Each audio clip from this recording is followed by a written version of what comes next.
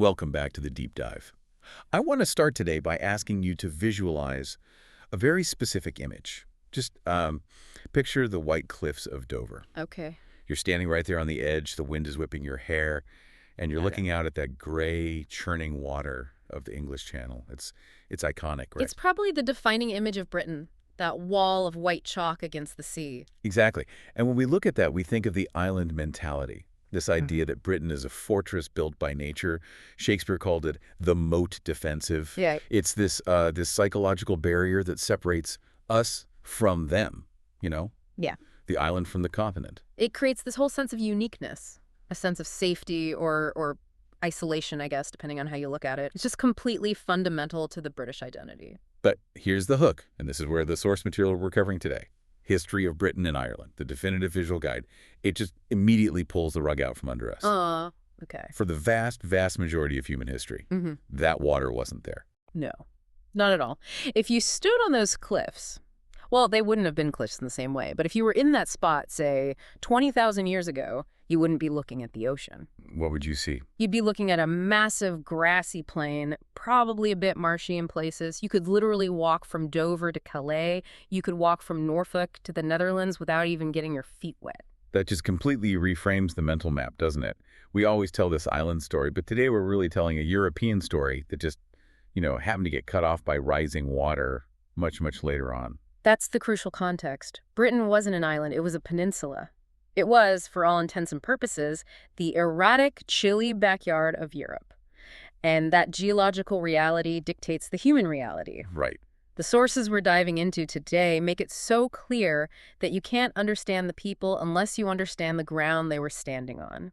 It's a story of a land that is constantly being connected and disconnected, shaped by ice and then shaped by wave after wave of people who just kept coming. So let's set the parameters for this deep dive. We're covering a massive stretch of time today. We're going from the absolute deep freeze of the Ice Age all the way up to the collapse of the Roman Empire. A huge chunk of history. A huge chunk. We're stopping just before the medieval era really kicks in. Our title is Britons and Invaders, from the Ice Age to 1066. But we're really focusing on those ancient foundations today. And the challenge here, which I think makes it so fascinating, is the nature of the evidence itself. For, 99% of the timeline we're covering today, there are no written records. None. We don't have diaries or tax returns or newspapers. Kind of trash. We have trash. That's a great way to put it. We have broken flint tools, smashed pottery, skulls, and, the discolored soil where the posts of a long-rotted house used to be. Archaeology is the only voice these people have. It's a puzzle. It's a puzzle where most of the pieces are missing, and the ones we do have are often shattered. So our mission for today is to try and uncover who the first Britons actually were. We wanted to debunk this idea of a static, unchanging native population. We want to see how waves of migration, and yes, invasion, created the very foundation of the British Isles long before the modern era. And it all starts in the deep freeze. It really does. Okay, let's unpack this. Section 1. The first footprints. We need to set the scene of what the sources call deep time. To understand this, you really have to forget the map of Britain you have in your head. Just throw it out. You have to rewind the clock. About 470,000 years. This is the Anglian glacial period. 470,000 years. It's hard to even wrap your brain around that number. It just feels abstract. It does, but let's try and make it concrete. At this point in time, the ice sheets are massive. They aren't just up in the Arctic Circle. They are grinding their way as far south as Bristol and the Thames Valley. So if I'm standing in modern-day London, what am I seeing? You are essentially standing on a frozen tundra, right on the very edge of a glacier that is probably miles high. It's an Arctic wasteland. And because so much of the world's water is locked up in that ice, the sea levels are drastically lower. And that's the land bridge we mentioned. That is the land bridge. Britain is a cul-de-sac of the European landmass. It's not a destination, it's a dead end. A dead end. I like that. And animals migrated across it freely. We're talking mammoths, woolly rhinos, giant deer, bison, and of course, where the meat went, the predators followed, including the two-legged kind. But here's the thing that really stood out to me in the research. We tend to think, okay, humans arrived, and then they stayed, and then they invented tea and complained about the weather. But it wasn't like that at all. Not even close. It was incredibly fragile. The habitation was intermittent. It was stop-start. Humans didn't just arrive and conquer. They existed entirely at the mercy of the climate. They came when it was warm enough, and they either died out or retreated back to the continent when the ice returned. There's this term in the source material, the late Devention discontinuity, which I have to say sounds very technical, like a subway delay or something. It does. It sounds harmless. But when you look at what it actually means, it's kind of terrifying. It's a horror movie concept, really. It refers to a massive gap in the evidence, a complete blank. From about 25,000 BCE to 15,000 BCE, Britain was empty. Empty of humans. Utterly uninhabited by humans. The ice sheets were back, reaching all the way to the Bristol Channel, and for 10,000 years, there wasn't a single human soul on the entire landmass. 10,000 years. That blows my mind. You could have walked from Land's End to John O'Groats and not seen a single footprint, not heard a single voice, or seen a single wisp of smoke from a fire for 100 centuries. It reminds us that our presence there isn't guaranteed. It's a fluke. It's a fluke of the current interglacial period we're living in now. The default setting for Britain, geologically speaking, is often uninhabitable. So before that huge 10,000-year gap, who was there? Because we're not talking about modern humans yet, are we? No, not yet. We're going way, way back. The earliest evidence we have of human-like species, the technical term is hominins, comes from a site called Boxgrove in West Sussex. And this is when? This dates back about 500,000 years, and these were a species called Homo heidelbergensis. And they weren't just scraping by eating berries and nuts. The evidence from Boxgrove is pretty metal. It is fascinating. They found a shin bone and 2 teeth belonging to a heidelbergensis individual, but the real story is in the animal remains found around them. They found clear evidence of butchering. Okay, so they were hunters. They were apex predators, and they weren't just hunting rabbits or squirrels. We're talking about rhinoceros, bison, red deer. Hunting a rhino with stone tools. I mean, how? That requires some serious planning. Right. You don't just poke a rhino with a sharp stick and hope for the best. To take down an animal that size with nothing but a hand axe or a wooden spear requires immense teamwork. It requires communication. It requires a level of social organization that we often don't credit these early species with. They had a strategy. They had to. They were operating in a very dangerous landscape and coming out on top. Okay, so then jumping forward a bit in time, but still way before us, we get the Neanderthals. Yes. Our closest extinct relatives, we see evidence of them from about 200,000 years ago. The site at Pontywydd Cave in Wales gives us a great glimpse of them. Right. Physically, they were different. The stereotype is the sort of brutish caveman. They were different, yeah. Thicker set, more robust skeletons, those prominent brow ridges. But here's a fun fact from the text that I love. They actually had a larger average brain size than modern humans. Really, that goes completely against the stereotype. Yeah. We usually use Neanderthal as an insult for someone stupid. Which is totally unfair. It's a complete misrepresentation. They were incredibly well adapted to the cold, harsh environment, and they had culture. They weren't just surviving, they were creating. And the sources mention a specific piece of art, or at least some kind of cultural expression, that links them directly to the continent, the mammoth carving. Right. This was found at Creswell Crags in Derbyshire. It's a piece of bone or ivory with very distinct scratchings on it that clearly depict a mammoth. And the amazing thing is that it shows a stylistic link to the Magdalenian cave art found in France and Spain. So that land bridge wasn't just for walking, it was an information superhighway. That's a perfect way to describe it. Ideas, artistic styles, new technologies, they were moving across that landscape just as much as the people and the animals were. Britain wasn't isolated. It was the northernmost province of a wider European culture. Okay, so eventually, Homo sapiens, that's us, we show up on the scene. Around 40,000 BCE. The new kids on the block? We actually overlapped with the Neanderthals for a while, but eventually they faded out and we were the last hominin species standing. And there's this one specific burial that I think really humanizes this era for me. The Red Lady of Paviland. Ah, yes. One of the most famous and most misinterpreted prehistoric finds in Britain. Okay, let's unpack this, because the name itself is a total lie, isn't it? So it's a massive misnomer, yes. The whole thing is wrong. So it was found in Goat's Cave on the Gower Peninsula in Wales, and it's dated to about 31,000 BCE, which makes it the oldest ceremonial burial of a modern human found in Western Europe. Which is incredible in itself. But the Victorian archaeologists who found it, they saw some seashell jewelry and ivory rods and immediately said, look at this finery, it must be a lady. But it wasn't a Yeah. lady. No, not even close. Modern skeletal analysis, looking at the pelvis and the general bone density, shows it was a man. A young man, probably barely in his 20s and quite tall for the time, about 5'9". So why call it the Red Lady?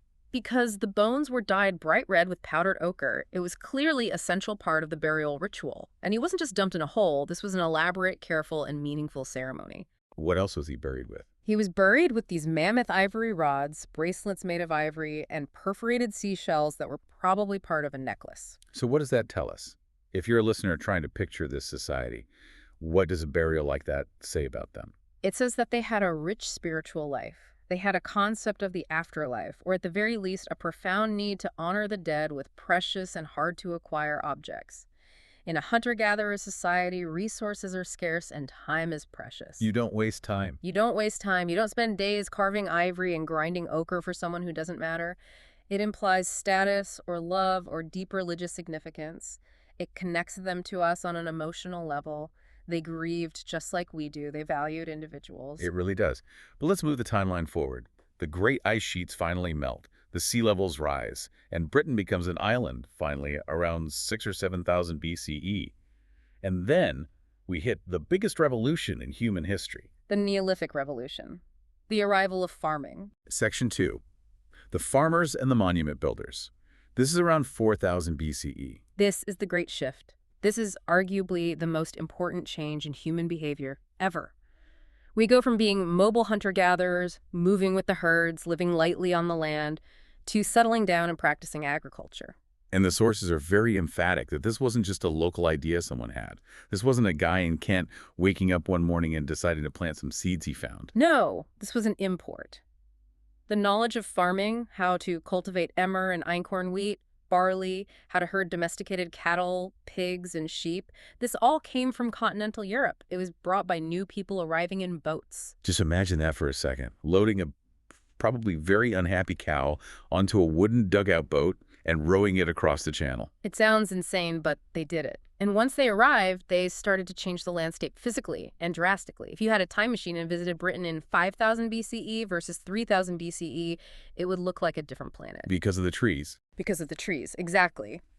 Before this period, Britain was covered in a dense, dark, primeval forest.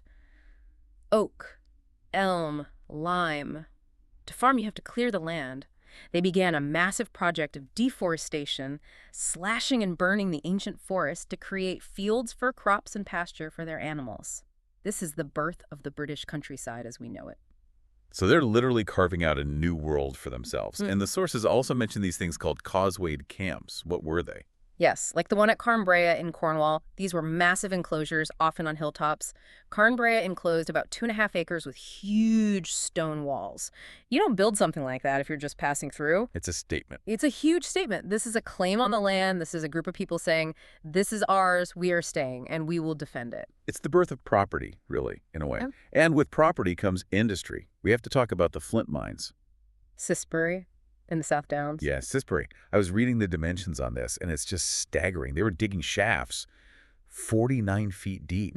Sunk vertically down into the solid chalk to get to the best, highest quality flint seams. Flint was the steel of the Neolithic. You needed it for your axes to clear the forest, for your arrowheads, for your knives. And what were they digging with?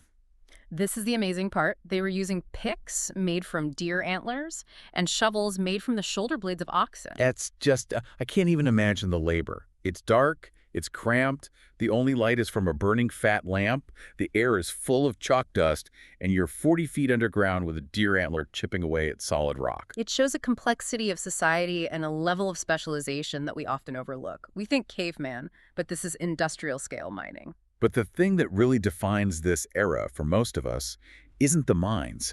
It's the big stones, the megaliths. The obsession with stone and death, it's a fascinating cultural shift. So we have these long barrels, like West Kennet in Wiltshire, which is 328 feet long. That's longer than a football field. It's a massive communal tomb. Right. These were places for the ancestral dead, not just one person, but the whole community over generations. And then you have the passage graves.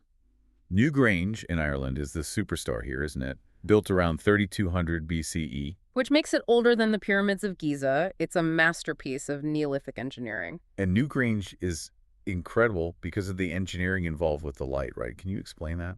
It is absolutely mind-blowing. The entire structure is oriented perfectly so that for a few days around the winter solstice, the shortest day of the year, the rising sun shoots a single narrow beam of light right down the 60-foot-long passage. Wow. And it illuminates the central chamber at the heart of the mound for about 17 minutes. That cannot be an accident. Absolutely not. It's precision engineering on a monumental scale. It shows a profound understanding of astronomy and the cycles of the seasons.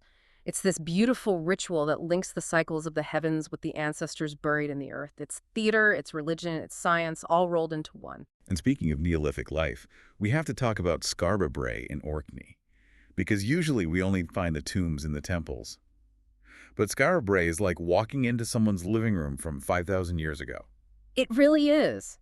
It's the Pompeii of the Neolithic. And the reason it's so well preserved is because there was virtually no wood on Orkney. So they built everything, their houses, their beds, their shelves out of stone. Stone beds. Stone beds, which would have been covered in heather and animal skins. We see a central hearth in each house. We see a stone dresser with shelves, probably for displaying their prized possessions like special pottery or polished stone axes. And the water tanks? The sources mention these? Yes, these ingenious stone boxes set into the floor. They were lined with clay to make them waterproof. Maybe they were used for keeping seafood bait alive or for some part of the food preparation process or maybe just for fresh water. It's so relatable. You look at it and you think, I know how this room works. I understand the space. But then we get to the big one, the one everyone knows, the one that still baffles us. Stonehenge. Yeah. The ultimate mystery, the grandest statement of them all. But the sources do a good job of breaking it down. It wasn't built in a day, and it wasn't built by just one group of people. No, not at all. It was a project that spanned over 1,000 years. It evolved. It started as a simple circular ditch and bank, a henge, around 2950 BCE.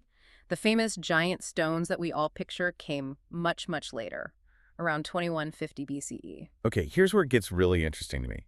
The logistics. The sources talk about the two types of stone, but it's the blue stones that are the real puzzle. The smaller stones in the inner circle, yes, and smaller is relative.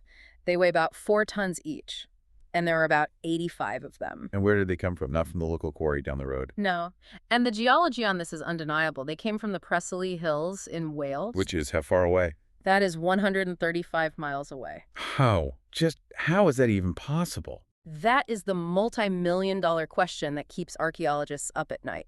Did they drag them overland on wooden rollers? Did they float them on rafts down the Bristol Channel and then up the River Avon? Either way, moving 85 4-ton rocks over 135 miles of Neolithic terrain. It implies a level of organization and, dare I say, fanaticism that is just staggering. And the text mentions Durrington Walls nearby, which is this huge settlement where the workers probably lived. Right. And the sheer scale of that settlement implies a powerful central authority. You don't get 1,000 people to stop farming and start dragging rocks from Wales unless there's a manager. Or a king. Or a high priest. Someone who could command that labor, organize the food supply, and maintain the vision for generations. It suggests a stratified society was emerging. You have the bosses and you have the workers. And just as Stonehenge is getting its big stone makeover, a new group shows up in Britain. The Beaker people. Named after their very distinctive pottery, the bell beakers, because they're shaped like an upside-down bell. And we have a celebrity from this era who tells us a lot about them, the Amesbury Archer. A very significant burial found just a few miles from Stonehenge. He dates to about 2300 BCE, right when the stones were being erected. And modern science has dropped an absolute bombshell about this guy. Isotope analysis. It's incredible science. They analyzed the chemical isotopes in the enamel on his teeth, which traps the specific chemical signature of the water you drank as a child. A geological fingerprint. A perfect geological fingerprint. And it turns out he didn't grow up in Wiltshire drinking chalk stream water. He grew up in Alpine Europe, probably modern-day Switzerland or Austria. Switzerland. So 4,300 years ago, a guy walks or boats from the Alps all the way to Stonehenge. It's definitive proof that long-distance migration was happening. It wasn't just pots and ideas moving. It was people. Real people making incredible journeys. And the Beaker people brought something else with them that was revolutionary. Metal. The first metalworking. The first metalworking. Copper and gold. They are the ones who usher in the Bronze Age. But there is a darker side to that migration, isn't there? Recent DNA studies, which are cited in the broader research around our main source, show that the arrival of the Beaker people coincided with a massive genetic shift in the population of Britain. Yes. This is a very new and a very stark finding. It seems that within just a few centuries, about 90% of the gene pool in Britain was replaced. 90%. 90%. The people who built Stonehenge, their lineage effectively vanished from the island.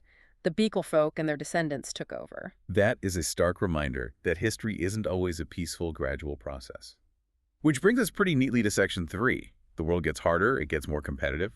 The Iron Age. The pace of change really accelerates here. The technology of ironworking arrives around 1000 BCE, but it really takes off and becomes widespread by 800 BCE.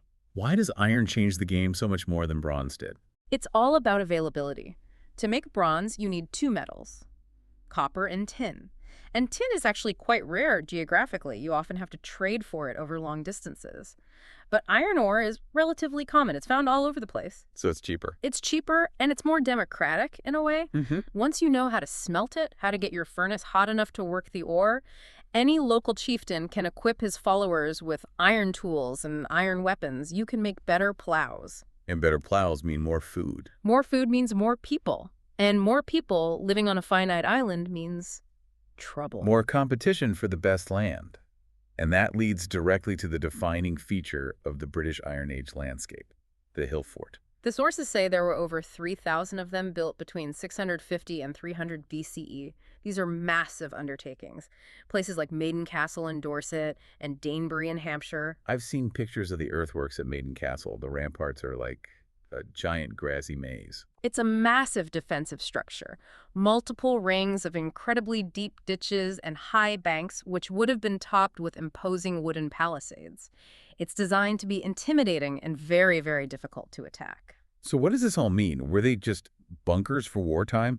Places for the local community to run to when another tribe attacked? That's the big debate. They certainly look military, and no doubt they served a defensive purpose. But when you excavate inside them, you find the remains of roundhouses. You find thousands of storage pits for grain. They were likely permanently occupied. And they were towns. They were fortified towns. They were centers of power, maybe the capitals of different tribes. Their appearance all over the country signals the rise of a warrior elite. A society based on feasting and fighting. Exactly. The sources talk about the discovery of huge, ornate bronze cauldrons. These weren't for your family dinner. These were for big communal feasts. That's how a chieftain shows his power and maintains loyalty, by feeding his followers and protecting them inside the walls of his hill fort. It's what historians call a heroic society. Okay, now, we have to address the elephant in the room. The word Celt. Ah, yes. The C word of British archaeology. We use it constantly. Celtic art, Celtic tribes, Celtic languages. But the expert insight here is fascinating, and it's a really important point. The people of Britain never called themselves Celts. Never. Not once. If you went back in a time machine to 500 BCE and called a Briton a Celt, they would have absolutely no idea what you were talking about. So where does the word come from? It comes from the Greeks. The historian Herodotus wrote about the Keltoi, which was his generic term for the barbarian peoples living north of the Alps. It was a catch-all label, kind of like how we might say Westerner or European today. It wasn't an identity they chose for themselves. So were they Celts or not? What's the current thinking? The current theory, and the sources are very clear on this, favors a model of assimilation, not invasion. The old idea was that a massive army of Celtic warriors invaded from Europe and completely replaced the locals. Like the Beaker people did. Exactly, but the DNA evidence doesn't really support that for this period. Now, we think it was more about fashion and culture. The local British elites saw the cool new sword styles and the beautiful curvy art styles developing in Europe, the Latin style, and they copied them.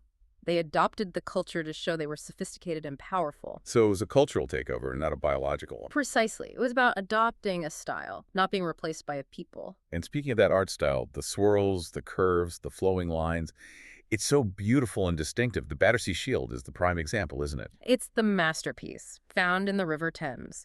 It's this bronze shield facing with stunning red glass inlay. It's so dynamic. It doesn't have the rigid straight lines and symmetry of later Roman art. It's organic. It feels alive. But it was found in the river. And the text also mentions the horn helmet, found near Waterloo Bridge, also in the Thames. Which raises a very important question. Why are people throwing their best, most expensive, most beautiful stuff in the river? Yeah, that's not an accident. You don't just trip and lose your priceless ceremonial shield and your helmet in the same general area of the river. No. These were almost certainly votive offerings. You give something valuable to the gods, to the river spirit, to ask for a favor, or to give thanks for a victory, or perhaps to accompany a high-status person into the afterlife. It shows a society that saw the natural world as being alive with powerful spiritual forces. The river wasn't just water. It was a deity you had to appease. And this society wasn't as isolated as we might think. That's another myth the sources bust. Before the Romans even showed up with their sandals and straight roads, Britain was already connected in trading. Oh, absolutely. This was pre-Roman globalization. They were exporting valuable raw materials like tin, lead, hunting dogs. British hunting dogs were very famous and prized in Rome, and, tragically, slaves. And what were they importing? The good stuff. Italian wine, fancy glass from the continent, and amber from the Baltic. And coinage. This was a big surprise to me. By the 1st century BCE, British kings, like Cunobelinus, were minting their own coins with their names written on them in Latin letters. Which is a huge tell. It shows they knew all about Rome. They were already being influenced by Roman culture and Roman power before a single legionary had set foot on the beach. They were Romanizing themselves to look sophisticated and to engage with this emerging superpower. But eventually, the legionaries did set foot on the beach.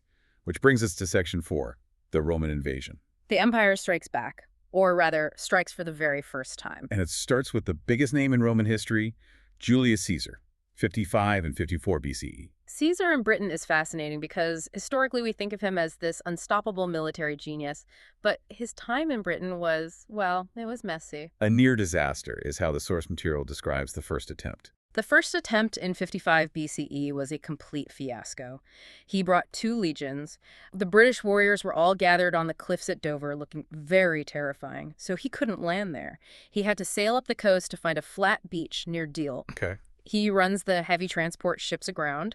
The soldiers have to jump into the water and wade ashore under a hail of sling stars and javelins.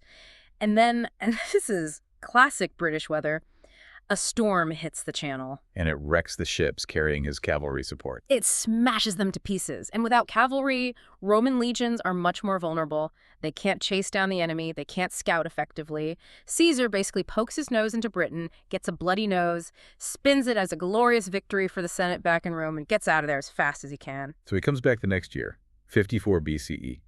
And this time, he's not playing around. He brings 800 ships, 30,000 men. And an elephant. Wait, we have to pause on the elephant. An elephant in Britain? The source mentions the implied intimidation of using a war elephant. Can you imagine being an Iron Age British warrior, used to fighting small, scrappy ponies, and seeing an actual elephant coming off a boat?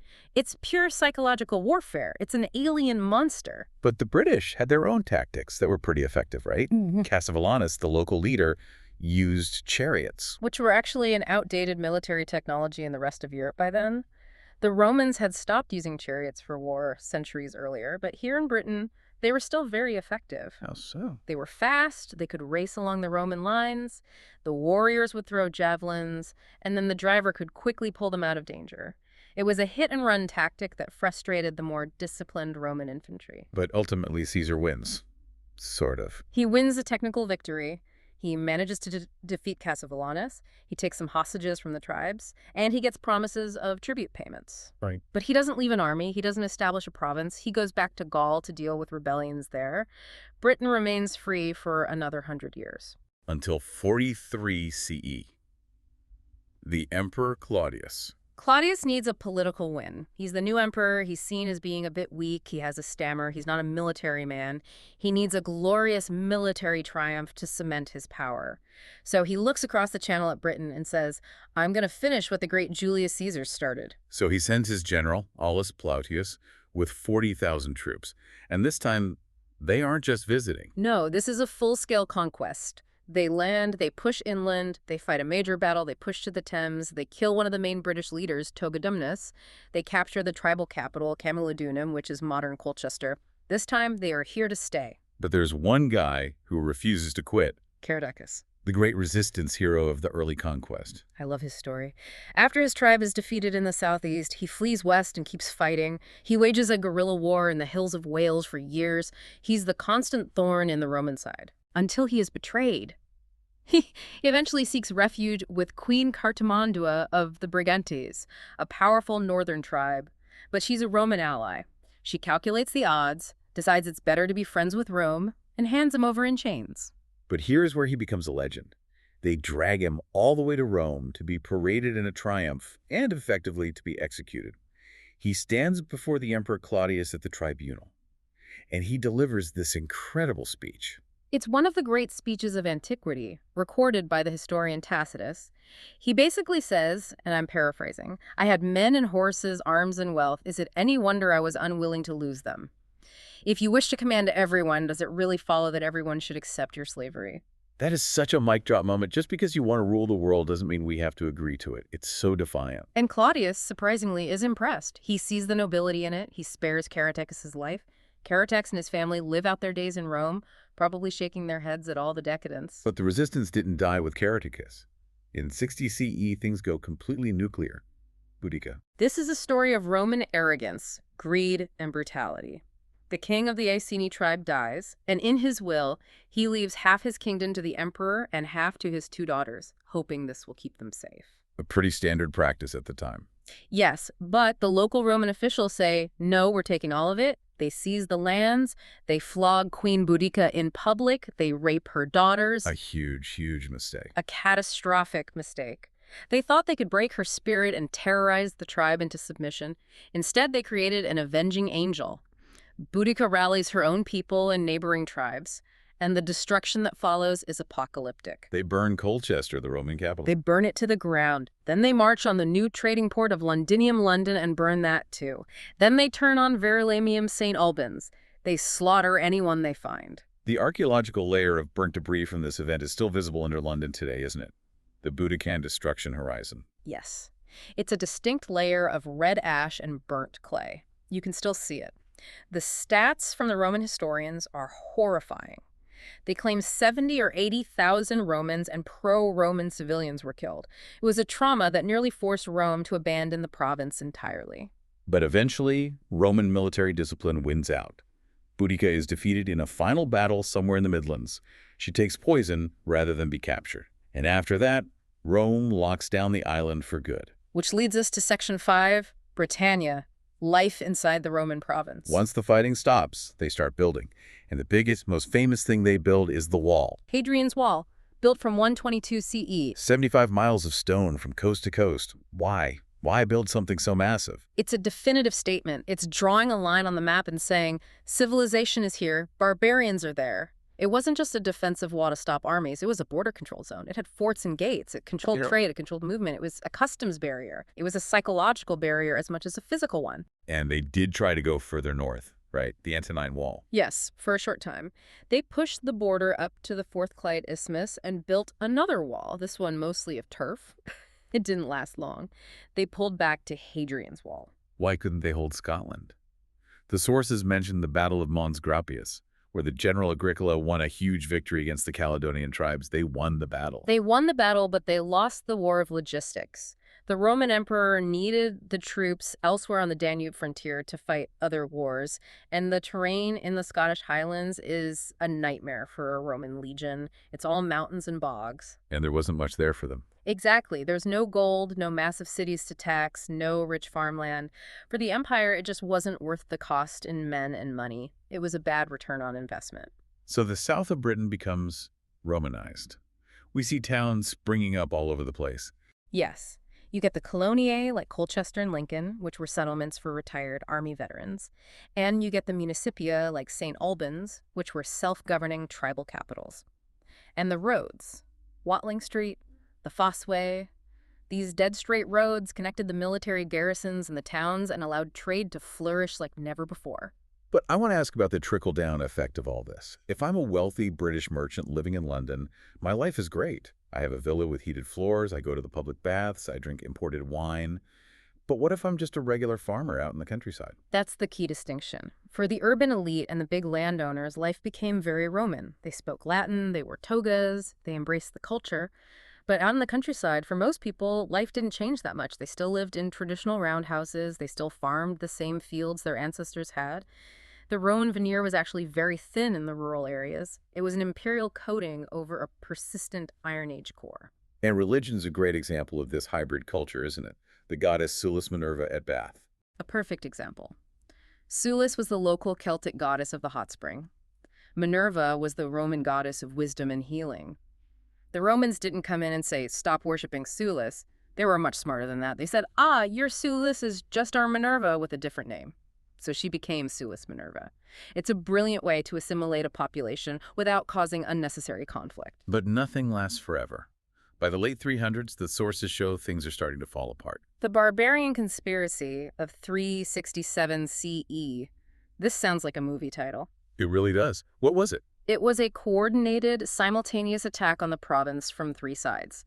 The Picts from the north overran Hadrian's Wall. The Scotties from Ireland were raiding the west coast. And the Saxons from Germany were raiding the east coast. It completely overwhelmed the defenses. It was a sign that the Roman grip was slipping badly. Rome recovers from that, but it's a temporary fix. Yeah. Then, in 407 CE, an ambitious general, Constantine III, takes most of the troops out of Britain to go and fight for the imperial throne in Gaul. And they never come back. And that leads to probably the saddest document in early British history. The Groan of the Britons. What was that? It was a letter recorded by later writers sent in 46 CE to the Roman commander in Gaul, Aetius. It says, essentially, the barbarians drive us to the sea drives us back to the barbarians. They were begging for the legions to come back and help them. And what was the reply? There was no reply. Or rather, the reply was silence. The message was clear. You're on your own. Look to your own defenses. Rome was gone. The lights went out. That is just chilling. To be abandoned by the superpower that has run your world for nearly 400 years. But before we wrap up, we have to look at the places Rome didn't conquer. Section 6, Beyond the Empire. Scotland and Ireland, the unconquered lands. Let's talk about the Picts first. The name means the painted folk. A mysterious and fascinating people who lived in what is now northern and eastern Scotland. The sources mention something really interesting from the later writer Bede. He claims they practiced matrilineal succession.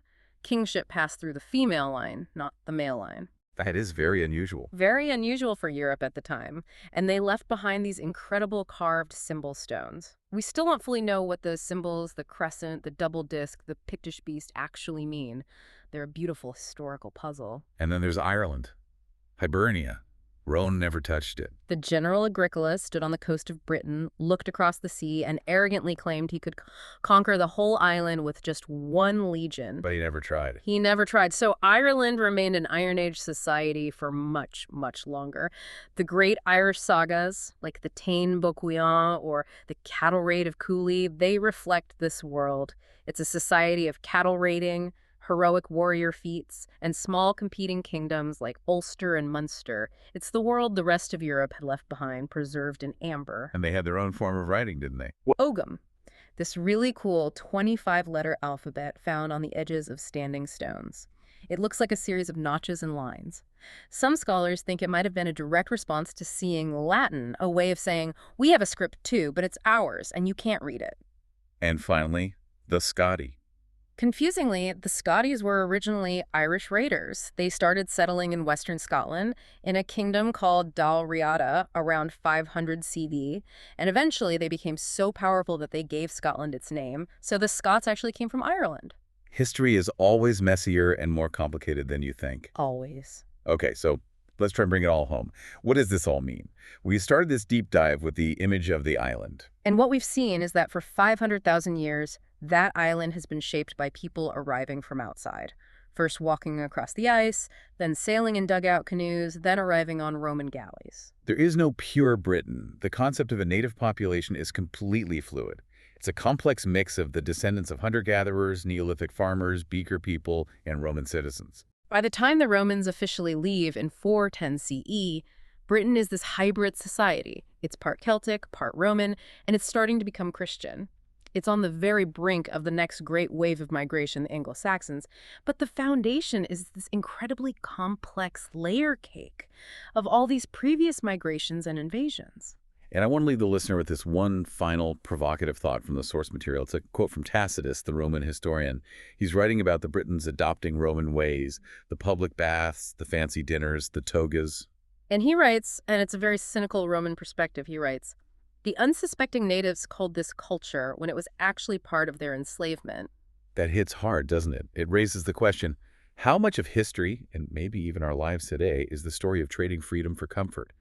Do we accept the chains as long as they come with heated floors and imported wine? A question that is definitely worth pondering. On that note, next time you're driving and you see a strange mound in a field, or you find yourself on a suspiciously straight road, remember, there are deep, deep stories under those tires. Thanks for listening to The Deep Dive. See you next time.